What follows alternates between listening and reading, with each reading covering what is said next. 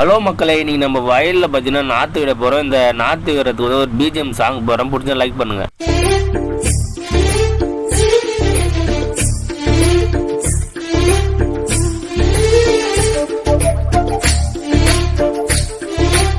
போகும் வழியோ வெற்று பாதை, திரும்பும் வழியோ வெற்றி பாதை, திரும்பிய இதயத்தை அடைந்திடும் பயணம் இது. கடல் தாண்டும் பறவைக்கெல்லாம் வழியில் மரங்கள் கிடையாது, ஆனாலும் கண்டம் தாண்டும் சிறகுகள் வலிக்காது. மலையேறும் எறும்பின் கால்கள் வெயிலை மிதித்து உடையாது, மனதோடு காதல் வந்தால் மனிதா தடையேது.